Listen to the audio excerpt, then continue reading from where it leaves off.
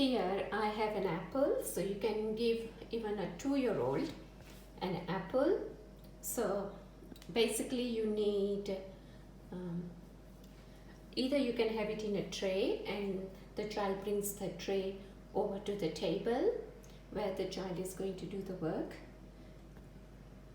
and you have to prepare beforehand or inform the child wants to eat an apple, for example.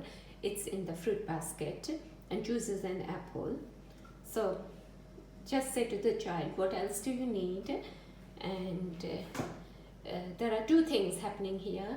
You are encouraging child to be independent, and the child will get satisfaction out of cutting the apple and eating it. So he did it by himself. So there are two things. So that encourages the child to eat fruit. Okay, so all you need to do, decide the ability of the child. So for example, if it's a younger child, then you can say the child can use the apple slicer. If it's slightly older child, then the child can use the peeler. Okay, so I've just got two here just to share with you, and I always provide a small bucket like this so that they can all the core and everything afterwards that can go in the bucket, and a bowl. So once the child has used the slicer, then all the small pieces can go in here and he can then go and enjoy his apples.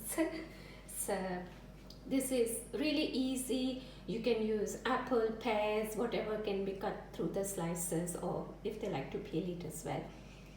Some people don't like children to peel the skin, but I think it's a nice way of encouraging. It's better than nothing, and gradually you can then teach the child that skin is also very important. So these are the two examples in one. And I think it's very good when the child uses the slicer, because the child has to really use his palm. So the strength comes from the wrist in order to cut the slices.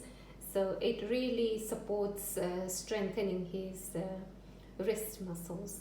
So even a child as young as 2, or if you think a child younger than 2 is able to do this task, then by all means provide this opportunity, and remember, always under adults' observation. Okay.